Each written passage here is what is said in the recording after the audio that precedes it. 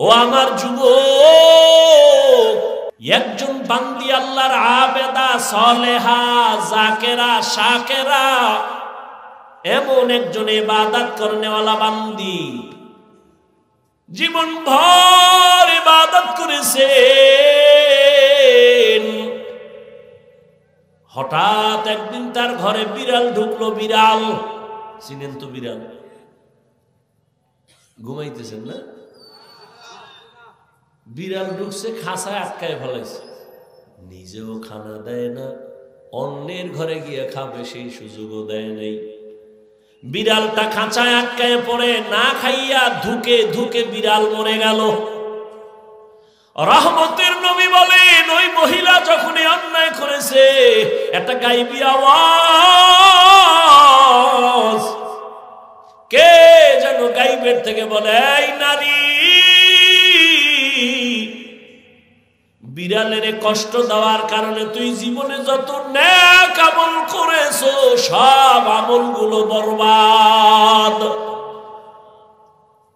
বিড়ালের সাথে জুলুম করলে যদি হয়, যারা মানুষের উপরে জুলুম করো,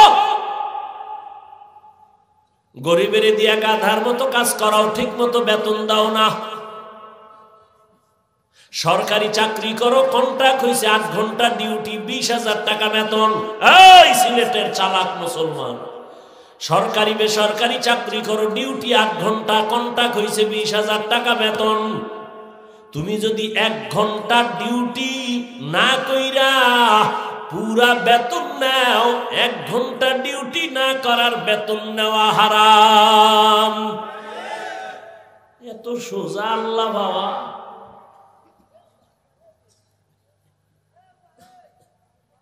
এরে নবীর আশিক, ইবাদতের জন্য আল্লাহ পাঠাইছেন। 12 নয়, 24টা ঘন্টা দিয়েই রাত আর দিনকে আল্লাহ কাবার করে দিছেন। 24 ঘন্টার বাইরে আছে নাকি?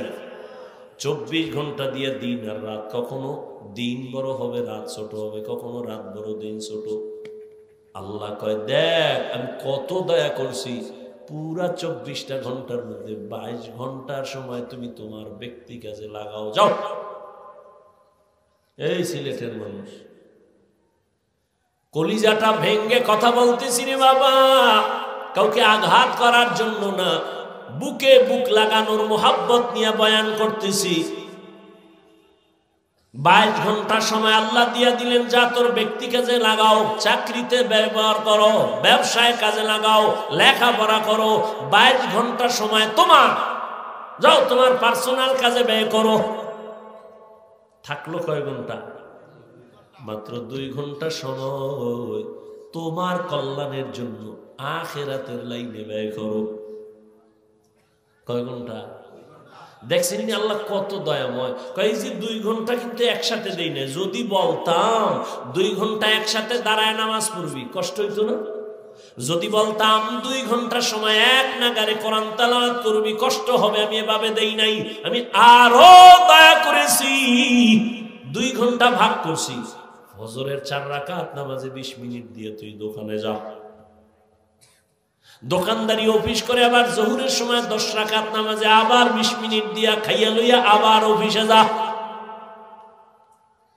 আবার একটা গ্যাপের পরে আসরের 4 রাকাত নামাজে 20 মিনিট দিয়ে আবার দোকানে যাও। আবার মাগরিবের 5 রাকাত নামাজে 20 মিনিট দিয়ে তুমি আবার দোকানে যাও। আবার এশার নামাজের 9 রাকাতে 20 মিনিট সময় দিয়া বাসায় যা। যাইয়া স্ত্রীর হক আদায় কর, সন্তানের হক আদায় করে ঘুমা। স্ত্রীর হক আদায়ের চিন্তা নাই, সন্তানেরও চিন্তা নাই, সারা রাত মোবাইলের হক আদায় করে কবিরা গুনাহ করে। আবার ফজরের সময় উঠে 5 বেলার নামাজের জন্য 20 minute 20 minute 20 minute 20 minute 20 minute এমন ভাবে দিছেন যাতে তোর ব্যবসার ক্ষতি না হয়, চাকরির ক্ষতি না হয়, লেখাপড়ার ক্ষতি না হয়। এত সুযোগ দেওয়ার পরেও যারা নামাজ পড়বি না, তোর চামড়া রাখবো আমি, কুত্তার থেকে তোরে বেশি শাস্তি দেব, তোরে এমনি ছেড়ে দিব। তোর ব্যবসার ক্ষতি করলাম না, তোর চাকরির ক্ষতি করলাম না, তোর লেখাপড়ার ক্ষতি করলাম না, মাত্র 20 মিনিট কইরা সময় ভাগ করে দিলাম যাতে তোর ক্ষতি না হয়, ঘুমের ক্ষতি না হয়, ব্যবসার ক্ষতি না। এরপরেও যারা নামাজ পড়বি না, আমি আল্লাহ তোর এমনি ছেড়ে দিব না, তুই রেডি থাক। আমার দেয়া পানি, আমার দেয়া বাতাস, আমার দেয়া সূর্যের আলো, চাঁদের আলো, জমিনের ফসল, গাছের ফল, নদীর মাছ খাইলি সব আমার, আমি আর হিসাব নিব না। যদি 20 মিনিট করে হাজিরাটা ঠিক মতো দাও, ওরে শয়তানের ধোকায় পড়িয়া যারা এতদিন পারো নাই, আমি আল্লাহ ফজরে ডাকলাম মুয়াজ্জিনের দিয়া, সালাতু খায়রুম মিনান নাওম, তোরে ফজরের হাজিরায় পাই নাই। আমি আল্লাহ রাগ করি নাই, যদি রাগ করতাম তোরে ঘুমের থেকে আর জাগাইতে দিতাম না। আমি আল্লাহ মুয়াজ্জিনের দিয়ে আবার জোহরের সময় ডাক দিছি, এই ডাক, হাইয়া আলাস সালাহ, এই নিমো খারাপ, তোরে জোহরের হাজিরায় পাই নাই। আমি আল্লাহ এখনো রাগ করি না। আমি আল্লাহ আসরের সময় আবার হাজিরায় ডাকলাম, আয় আয় তাড়াতাড়ি, আসরেও পাই নাই, মাগরিবে ডাকলাম পাই নাই, এশার নামাজেও ডাকা হলো পাওয়া যায় নাই। আহ, আল্লাহ কত দয়া। আল্লাহ কয় তোরে 5 বারেও যখন পাইলাম না, এইবার আমি আল্লাহ নিজেই তৈরি হয়ে গেলাম। যখন আসমান ঠান্ডা, জমিন ঠান্ডা, মাছ ঘুমায়, গাছ ঘুমায়, পশু ঘুমায়, পাখিরা ঘুমায়, মানুষ ঘুমায়, ওই ঠিক নীরব গভীর রাতের বেলা আমি আল্লাহ নিজে রেডি হইছি তোকে ডাকার জন্য আসবো। অতিও গভীর হয় রজনী যখন, নীরবে প্রভুর নাম জপিও তখন, প্রভুর করুণা যদি পাইবারে চাও, গভীর রাতে উঠে প্রভুর গুণগান গাও। তোরে 5 বার মুয়াজ্জিনের দিয়ে ডাকছি, আও নাই, আমি আল্লাহ এবার নিজে রেডি আসতেছি তোরে ডাকতে। আর কত দয়া করবো বল। আমি আল্লাহ এক রাত না, প্রতি রাত গভীরে যখন সব নীরব, তখন আমি ডাকি, ও আলা মিন মুস্তাগফিরিন ফাগফির আলাহ। কত গুনাহ করছো, কত নামাজ ছাড়ছো, কতবার দাড়ি কাটছো, কতবার বেপরদায় চলছো, কতবার পার্কে গেছো, কতবার চরিত্র নষ্ট করছো, আমি আল্লাহর কুদরতি কদমে একটা সিজদা করিয়া যদি বলো, ইয়া রাব্বি গফিরলি, আমি আল্লাহ তোর জীবনের গুনাহ একটা সিজদায় ক্ষমা করে দিব।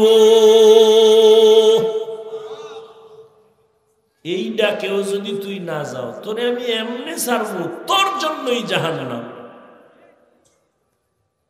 রেডি থাক, তোর জন্য আমি জাহান্নাম বানায় রাখলাম।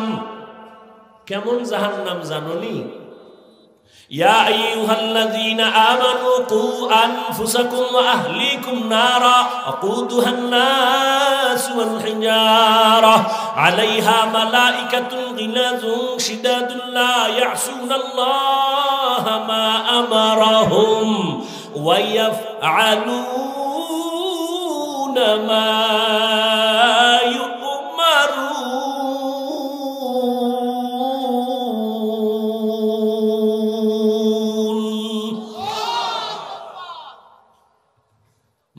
জাহান্নাম থেকে নিজেরে বাঁচা, আহালকে বাঁচা। কেন?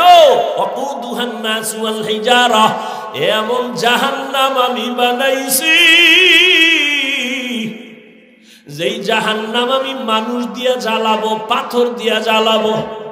কারণ দুনিয়ার আগুন পাতলা, নরম, এজন্য আগুনটা জ্বালাইতে নরম জিনিস লাগে, কেরোসিন লাগে, খেরকুটা লাগে। আর জাহান্নামের আগুন এত কঠিন, এগুলো জ্বালাবার জন্য আমি আল্লাহ মানুষ আর পাথর ব্যবহার করব। জাহান্নামের আগুন জ্বালাতেই মানুষ দিব।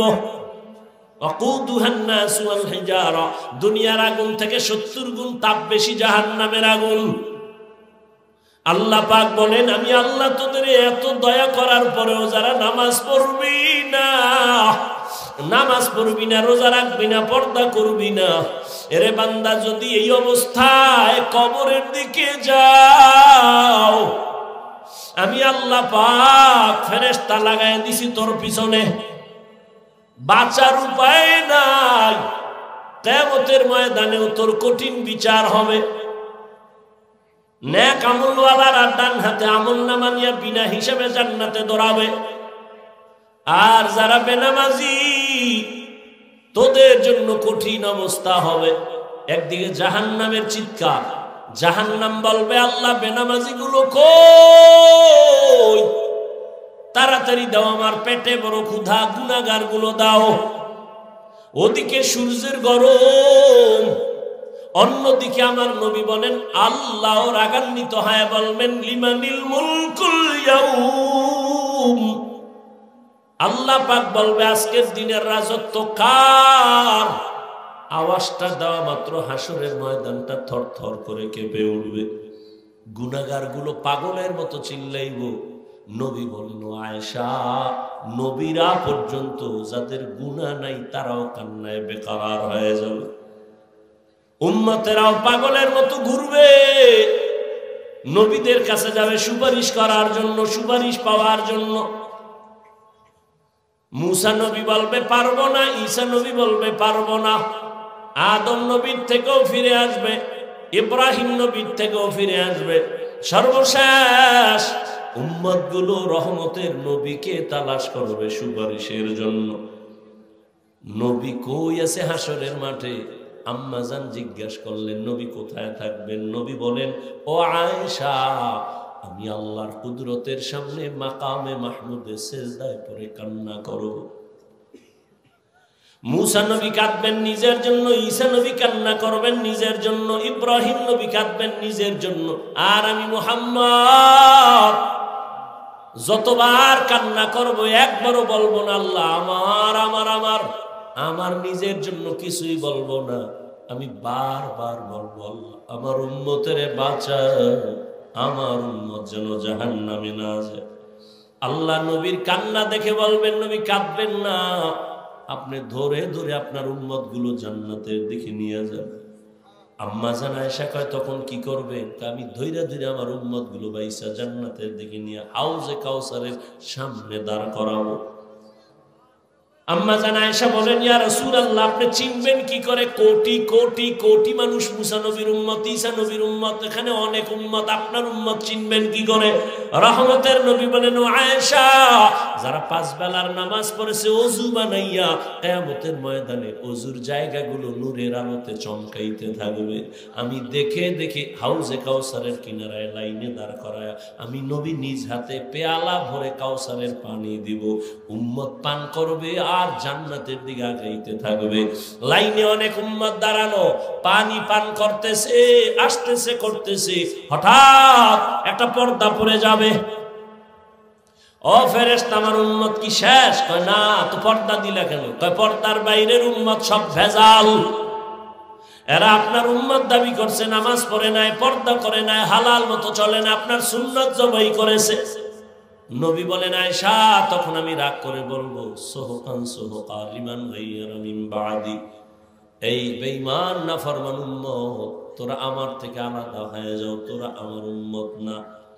আল্লাহ পাক কুদরতের আওয়াজ দিবেন, ও ফেরেশতারা, এই বেনামাজি গুনাহগার গুলোরে জাহান্নামের হ্যান্ডকাপ লাগায় দাও।